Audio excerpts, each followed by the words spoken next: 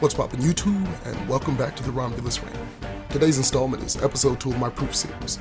If you haven't already seen episode 1, go ahead and check that out as soon as you're done watching this one. So today's episode will finally put an end to the ongoing ad nauseum debate of just how strong is Vasto Lorde Ichigo. Now, in order to fully submit a definitive answer, we have to first address 4 points, the last of which I'll save for closer to the end of this essay. That said, the initial trinity are as follows: the legendary 10 times power multiplier, in-universe cutting power mechanics, and Aizen's golden rule for the Espada. Starting from the top, the multiplier, be it for Bankai, Resurrection, or some hollow-based attack, all inherently amp you with a 10 times buff. The first, and mind you, only time we are introduced to this multiplier as a 5 to 10 times power increase is in manga chapter 120 and episode 45 of the anime. Which is to say, nearly if not every other multiplier skill in this series operates on a 10 times minimum power buff.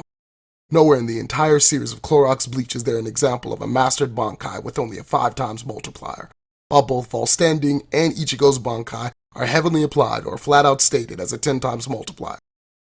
Ichigo could not wash the most prolific recognized member of the 5 noble families twice with only a 5 times increase to his Shikai, any more than Asnat could steal Byakuya's Bankai without a Fall Standing of comparable power.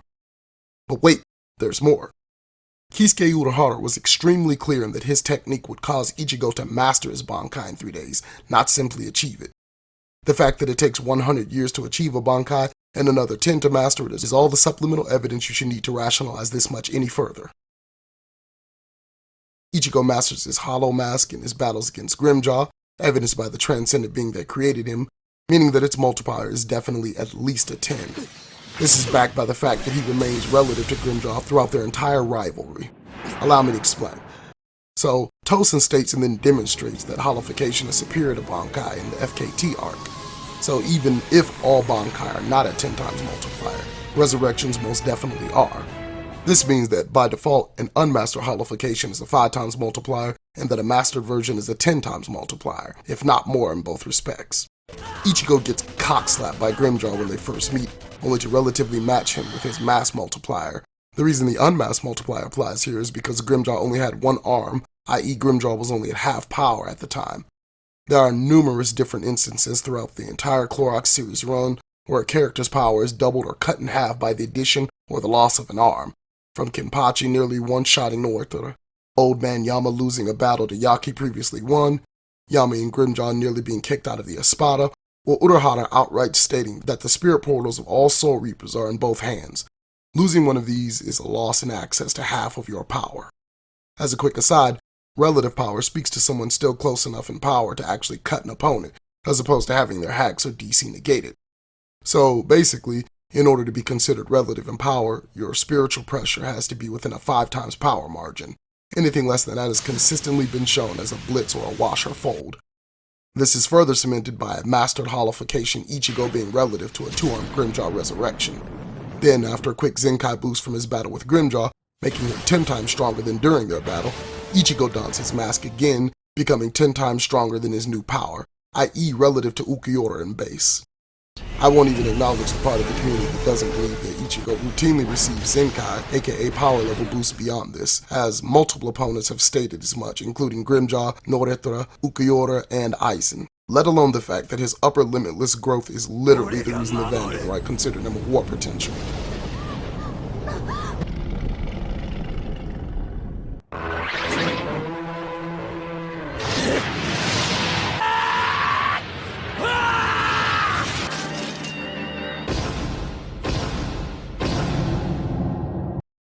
In-universe cutting powers in reference to both Kenpachi's conversation with Ichigo in the Ryoka Invasion arc, and Aizen's conversation with Soifun in the Fate Karakura arc. Nigeki Kisatsu, huh? What an amusing technique. Congratulations. But it's not good enough. What?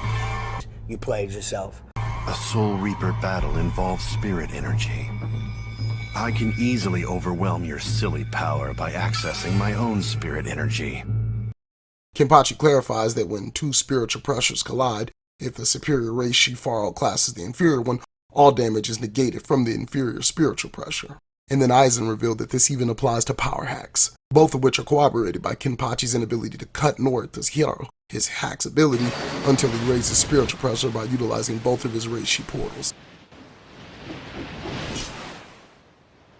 This of course only applies to opponents who are on guard, as Gin couldn't one-shot butterflies and otherwise any more than suppress Yak could to Bankai Yamamoto, or Namaya could the entire Schutzstaffel.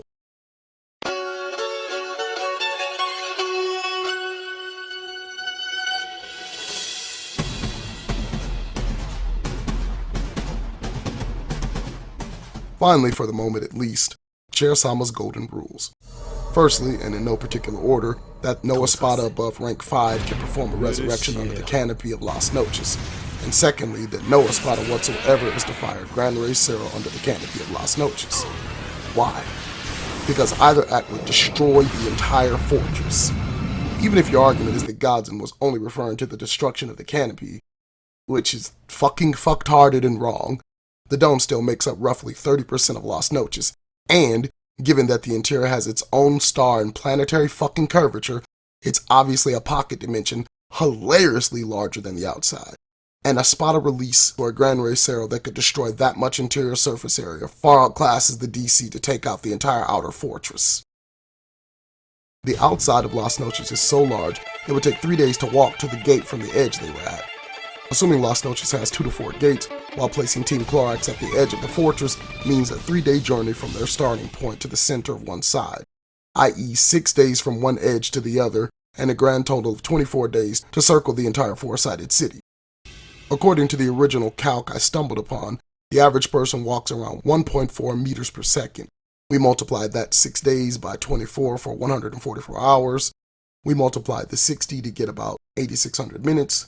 We multiply that number by 60 to get around 518,000 seconds, which we multiply by 1.4 to get 725,760 meters, or 725.76 kilometers. Finally, we multiply that number by itself to get a total area of 526,727 square kilometers.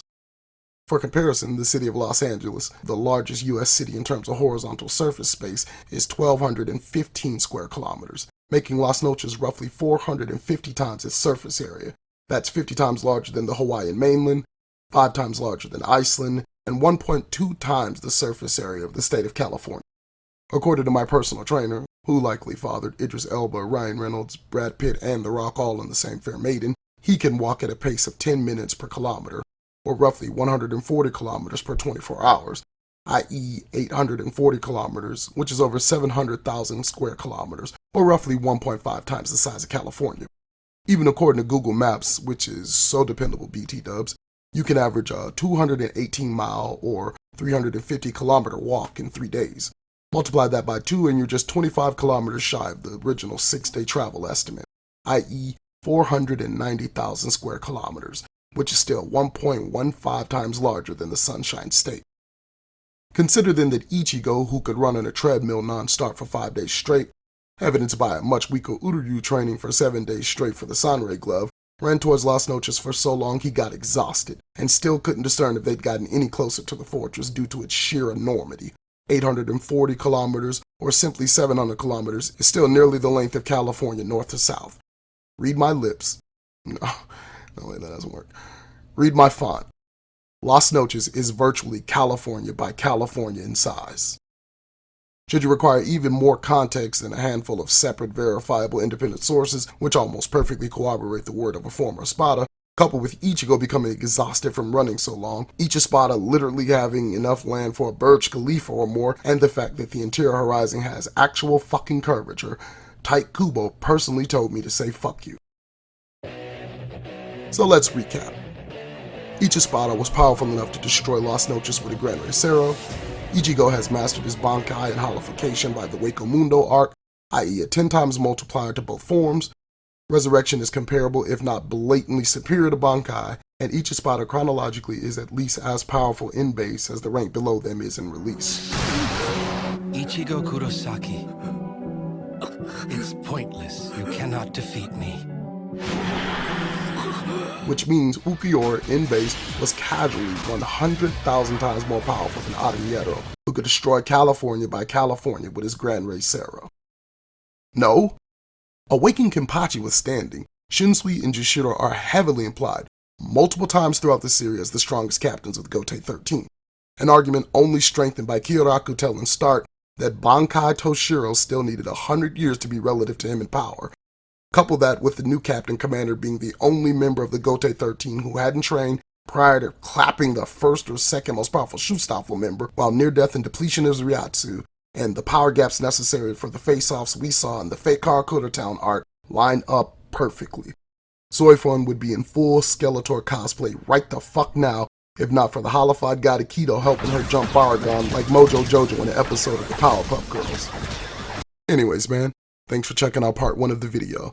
I fucked with you. Then we'll fox with each other. So I'll try and be quick about part 2. Hit that like button, subscribe, and click that notification bell. Oh yeah, and don't forget to hit that dislike button if you're a bitch.